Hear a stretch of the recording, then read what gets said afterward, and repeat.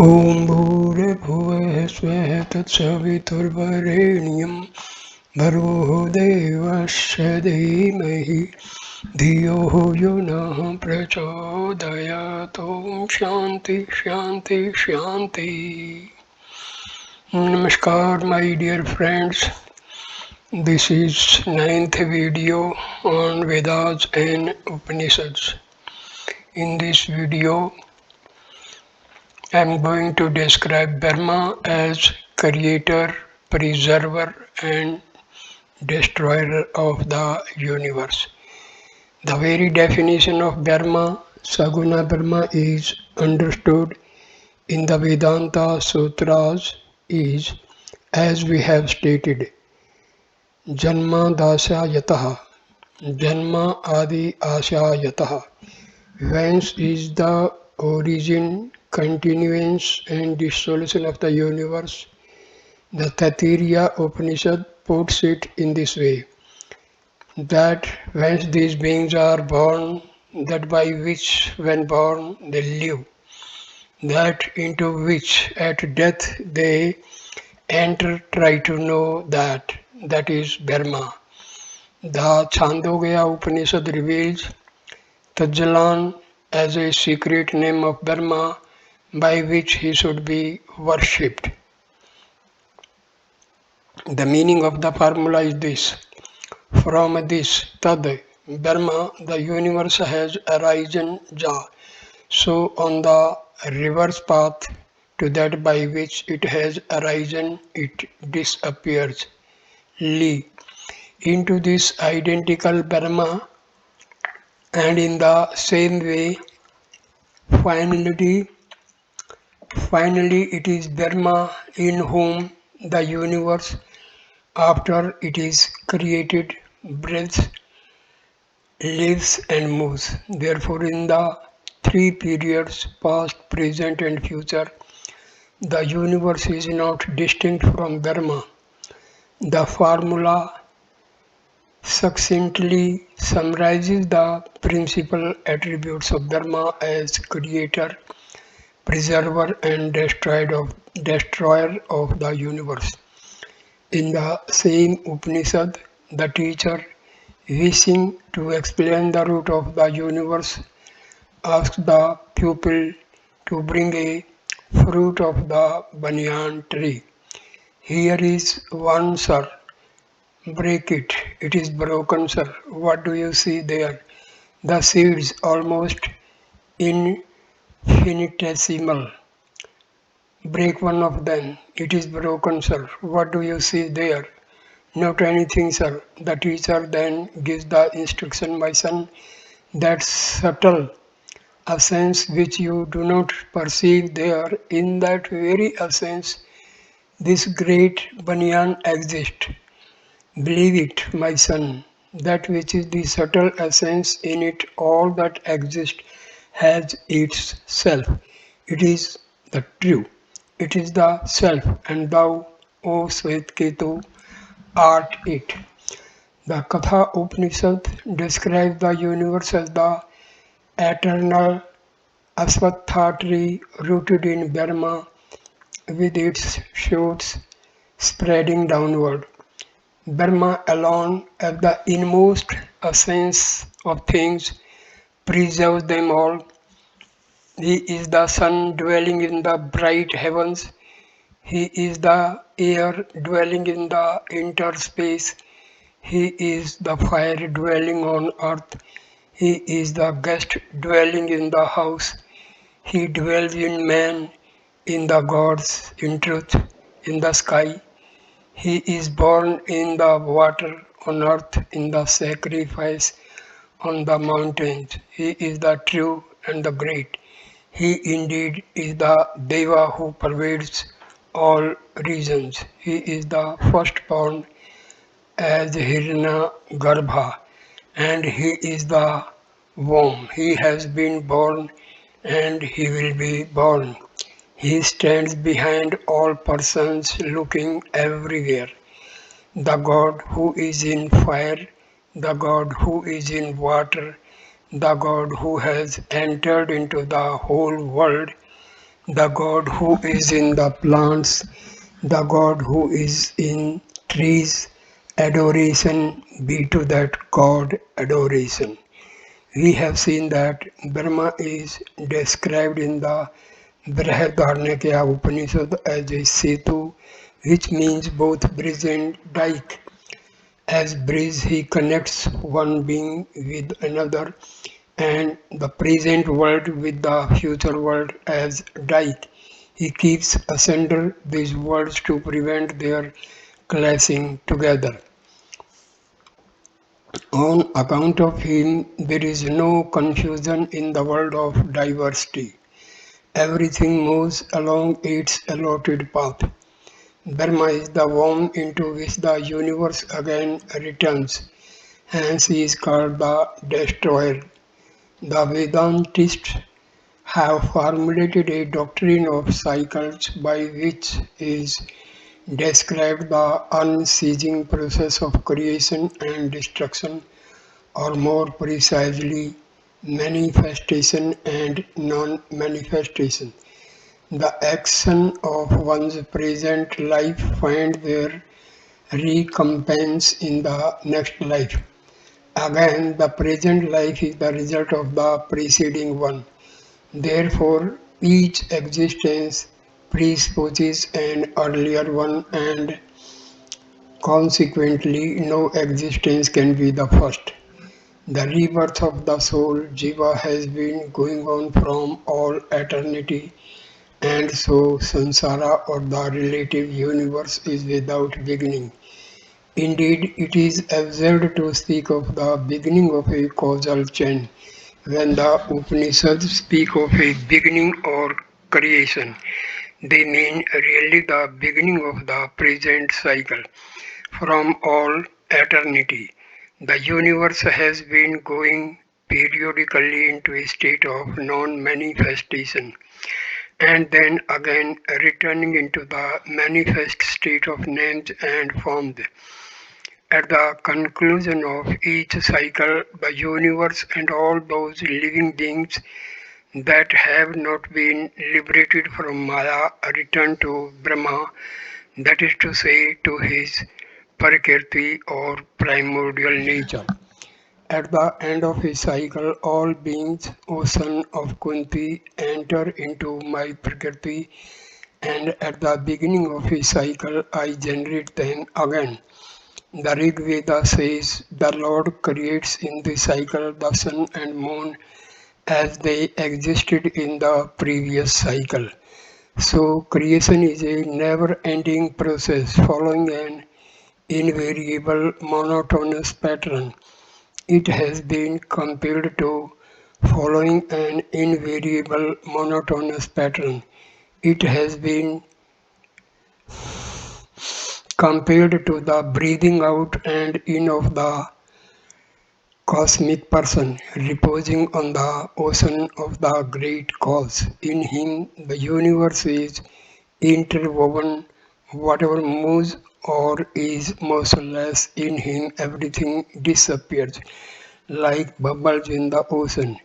In him, the living creatures of the universe, emptying themselves, become invisible. They disappear and then come to light again, like bubbles rising to the surface.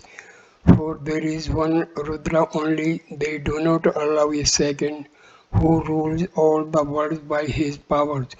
He stands behind all persons, and after having created all the worlds, he, the protector, rolls them all up at the end of time. He, like Akasa, is everywhere, and at the destruction of the universe, he alone is awake. From Akasa again, he rouses all this world. In me the universe had its origin, in me alone the whole subsists, in me it is lost. This Brahma, the limitless, it is I myself. The individual self liberated from Maya merges in Brahma. The self is always Brahma. Before its manifestation as the individual, soul, and also during the state of embodiment. When it knows its true nature, knowingly it becomes Brahma or pure consciousness again. The cosmic soul. Some of the oft repeated epithets of Saguna Brahma in the Upanishads are Brahma, Hiranyagarbha, Virat, Prana, and Sutratma. They all, in a general way, denote the world soul, the cosmic mind, or the cosmic person. According to later Vedantists, when the absolute or pure consciousness becomes conditioned by the upadhi of the gross universe, it is called Virat. When conditioned by that of the subtle universe, it is called Hiranyagarbha, and when conditioned by that of the causal universe, it is called Prana or Sutratma. In the writings of Vedantists, however, these terms are often interchanged. Hiranyagarbha or Brahma is mentioned in the Rig Veda as the firstborn when Brahma becomes conditioned by Maya. He is the first entity endowed with the consciousness of individuality, who creates the God Brahmā in the beginning and who communicates to him the Vedas also. He is called Brahma masculine and is differentiated from Brahma neuter. He is the golden egg containing in potential from the future manifold universe. In contrast with the Jiva, the individualized consciousness who is conscious only of his own soul, Brahma is conscious of all souls. The totality of all being is his individuality, Sarvabhimani. It is implicit in the Upanishadic teachings that the entire objective universe is possible only insofar as it is sustained by a knowing subject. Though this knowledge subject is manifested in all individual subjects, yet it is not by any means identified with them. Individual subjects come into existence and die, but the universe continues to exist. Who then is its perceiver or knower? It is Brahma or Hiranyagarbha, who is the eternal knowing subject by which the universe is sustained. All living beings respond to more or less like manner to the outside world and experience the same sensations because their individual minds are controlled by the cosmic mind of Brahma, and also they are part and parcel of him. When at the end of a cycle Brahma dies, the universe dies with him. Though identified with all minds and the entire universe, Brahma is also described as the presiding deity or governor of a special plane or heaven known as Brahmaloka, the plane of Brahma. This is the most exalted realm in the relative universe and may be compared in a general way to the heaven of the dualistic religions. Those fortunate mortals who, while living on earth, worship Saguna Brahma with whole souled devotion, meditating on their identity with him, proceed after death to Brahmaloka, where they dwell absorbed in contemplation of Saguna Brahma. There they experience uninterrupted peace and blessedness and take part in the cosmic life of Brahma. They are not affected by any of the shortcomings of the other relative planes, such as disease, pain, thirst, or hunger. These inhabitants of Brahmaloka do not come back to earth, but at the end of the cycle become absorbed together with Brahma in the attributeless Brahma and thus attain final liberation. This is described as karma mukti or liberation attained by stages. There is another class of devotees who also attain to Brahmaloka after death but come back to earth for a new embodiment after reaping the results of their meritorious actions. They are those who have performed 100 horse sacrifices and also those who have lived according to the scriptural injunctions the life of a brahmachari until their death. The path to Brahmaloka lies through what has been described in the Upanishads and the Bhagavad Gita, chapter 8, stanza 24, as the Devayana or way of the gods, which is characterized by various luminous stages such as flame, day, the bright fortnight of the moon, the bright half of the year when the sun travels northward, the sun and lightning. It is also called the northern path. There is another path called the Pitriyana, the way of the fathers, or the southern path which leads to Chandraloka, the plane of the moon. To it go after death those householders who have performed their daily obligatory duties and worship the gods, following the scriptural rules with a view to enjoying the results of their meritorious actions in this lower heaven. The path leading to Chandraloka is characterized by dark stages such as smoke and not flame, night and not day, the dark fortnight of the moon and not the bright, and the months of winter and not of summer. After enjoying the results of their meritorious actions in this lower heaven, souls come back to earth and are born as ordinary mortals. What happens to those who have attained complete self-knowledge while living here on earth, and also to those who have committed very wild actions will be discussed later. Brahma's universal form known as Virat has been described in sublime language in the Hindu scripture. Whence the sun rises and whither it goes to set, in whom all the devas are contained and whom none can ever pass beyond, from whom all works, all desires, all odors and tastes proceed. He who embraces all this, who never speaks and is never surprised, the universe is his body. A hymn of the Rig Veda addressed to the Purusa, the cosmic person, describes his universal form in the following manner. The Purusa has 1,000 heads, 1,000 eyes, and 1,000 feet. He covers the universe on all sides and transcends it by the measure of 10 fingers. All this, the past, the present, and the future, is indeed the Purusa. He alone is the Lord of all mortal and immortal.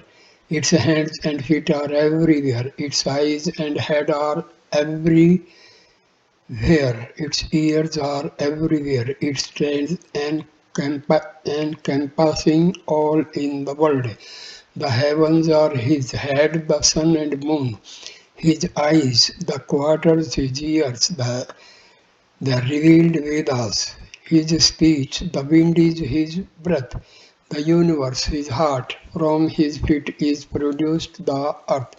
He is indeed the inner self of all beings. This universal form comprises not only our earth and the galactic system to which it belongs, but all the 14 worlds of the Hindu mythology, the seven above and the seven below, and all the animate and inanimate creatures dwelling therein, including gods and angels, man and animals, birds and insects, trees, plants, shrubs and creepers. This totality is the Lord's universal form, the great Lord Maheshwara.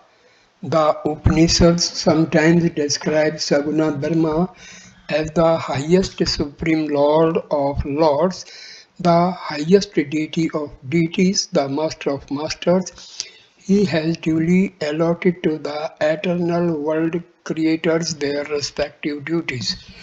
Who are these eternal world creators?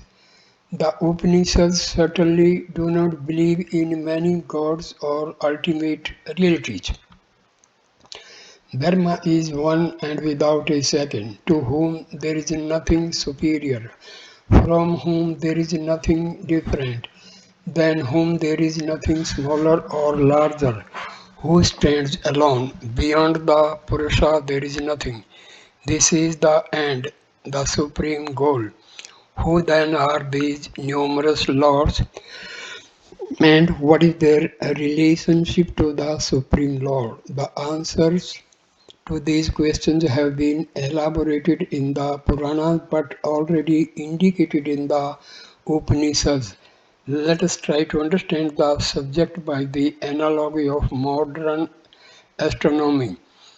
The Brahmananda or egg of Brahma described by the Hindu seers may be likened without pressing the comparison too far to the solar system.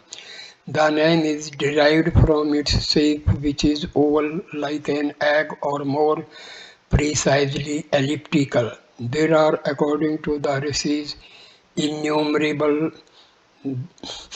Brahmans which constantly appear and disappear in the ocean of the great cause Mahakarana. The planets and their satellites, which revolve with the Sun as their center, constitute our solar system. The Earth, which is a tiny speck in comparison with the Sun, is one of the planets. The Moon is a satellite of the Earth. Other planets also have their satellites. These satellites move along their orbits with the planet as their centers, and the planets move with the Sun as their center. The eclipse, which determines the boundary of the solar system, may be called the Sun's circumference. Countless stars shine in the firmament of the night, and yet only a few of all that exist come within the ken even of the most powerful telescope.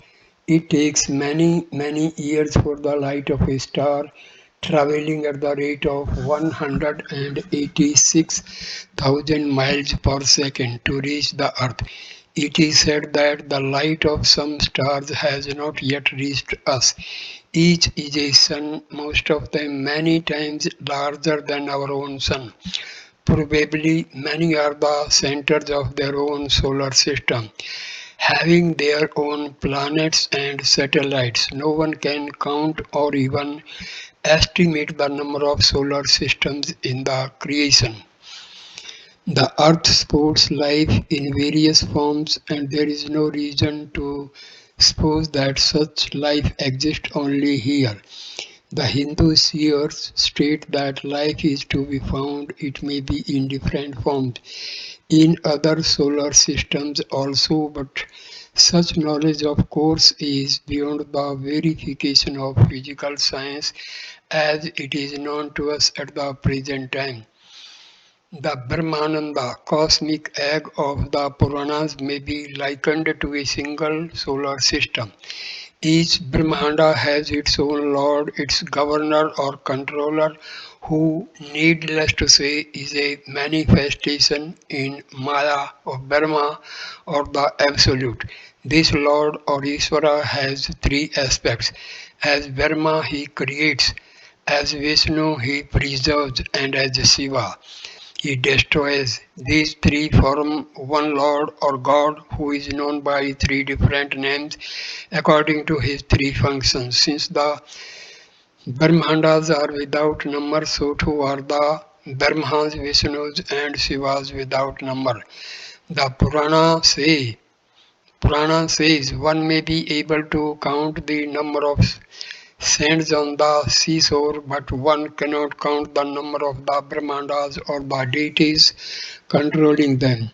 He who is the Lord of these countless deities is Maheshwara or the Supreme Lord. Saguna Brahma. Brahmas, Vishnus, and Shivas are innumerable, but Maheshwara is one and without a second. Each Ishvara is the Lord of one Brahmanda alone, but Maheshwara is the Lord of all Ishvaras and also of the millions of Brahmandas. Endowed with infinite power, Brahma is the Lord of Lords. He is the Emperor, and the Ishvaras are kings, more or less autonomous in their respective realms. Further, under each of the Isvaras are many subsidiary deities performing various duties in the Brahmanda. Thus, there are innumerable Brahmandas in the creation, each with its independent ruling lord, and under him in each universe many subsidiary deities. And at the end of all is Maheshwara, the King of Kings. Maheshwara is sometimes called the Eternal Lord, Nitya Isvara and Isvara. Sometimes the created Lord, Jnana Iswar, Jnana Iswar. The latter is known also by the general name of Brahma, whereas the former is Saguna Brahma. Brahma is the first created being in the relative universe. Brahma, the maker of the universe and the preserver of the world, was the first among the Devas. He who first creates Brahma and delivers the Vedas to him, the firstborn, the offspring of austerity. Brahma revealed the knowledge of the Vedas to Hiranyagarbha, Hiranyagarbha to Manu, and Manu to his offspring. Rudimentary matter, the first stage in the manifestation of the relative universe, was evolved from Saguna Brahma himself. This matter is sometimes called the primeval waters, the unmanifested Prakriti. Brahma saw Hiranyagarbha arise from these waters. As we have noted above, the sun is the center of a solar system or Brahmanda. The Lord of the Brahmanda is described as dwelling in the sun. The Upanishads often describe him as the person in the sun. The person that is seen in the sun, I am he, I am. He indeed, or nourisher, lone traveler of the sky, controller or sun, offspring of Prajapati, gather your rays, withdraw your light. I would see through your grace. That form of yours which is the fairest, I am indeed he. That Purusa who dwells there, this person in the sun is sometimes called Vishnu because he pervades all the entire solar system. Here is a further description of the deity. Now that person, bright as gold, who is seen within the sun with golden beard and golden hair, golden altogether to the very tips of his nails. Who is this person dwelling in the sun, and why is the solar deity called a person?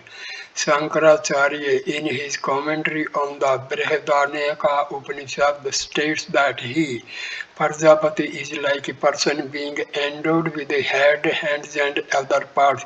He was the first to be created. The Prajapati of the present cycle had practiced meditation in a previous cycle and performed Vedic rites with a view to occupying the position of the Lord in the next cycle. Others too had done the same, but among them all, he was the first to be freed from such obstacles as gross ignorance and attachment. What this means is this, that in the previous cycle many aspirants practiced spiritual disciplines but did not attain complete liberation because they still possessed traces of desire and attachment. Of these, the most advanced was reborn in the present cycle as the Prajapati of the Dharmananda in which capacity he now enjoys great power and bliss. But this position of Brahma must not be confused with the attachment of the highest God, good or liberation, for even he is said to be afflicted by fear and unhappiness. His life is impermanent, lasting for the duration of a Brahmanda. His position, though an exalted one, still belongs to the relative world. Only the courageous aspirant who can renounce the position of Brahma, which is non-eternal, can attain the highest good. To give a brief outline of this interpretation of the creation in the beginning, that is to say, before the evolution of names and forms, time and space, Atma or Brahma alone exist. Then it becomes conditioned by Maya, its own inscrutable power. At the time, Brahma is called Saguna Brahma, Maheshwara or the Great Lord. The idea of creation arises in his mind. Sa ek sata, he thought. Then Brahma, on account of Maya, forgets as it were its infinite nature and regards itself as an individual entity. It says, I am one, I shall be many. Three moments are to be distinguished in creation. First, the Supreme Brahma accepts the limitation of Maya and becomes Maheshwara. Second, the desire for creation arises in his mind. Third, he feels his loneliness and decides to multiply himself. Then, with the help of Maya, he creates Akasa, air, and other elements. Maheshwara, who is the ruler of all the Brahmandas, is thus the first person in the creation. Hiranyagarbha or Brahma, who, as a result of spiritual disciplines practiced in a previous cycle, becomes the ruler of a Brahmanda, is the second person. Though possessed of an individuality, he identifies himself with the whole universe. He is described in the Vedas as endowed with innumerable heads, innumerable eyes, and innumerable feet. And the Godhead dwelling in every heart is the third person. He is Antaryamin or inner guide. So I end this video here. Next video number 10 will start with microcosm and macrocosm. So thank for watching this video. Please like, comment and share the video and subscribe the channel. Thanks a lot. Namaskar my dear friends.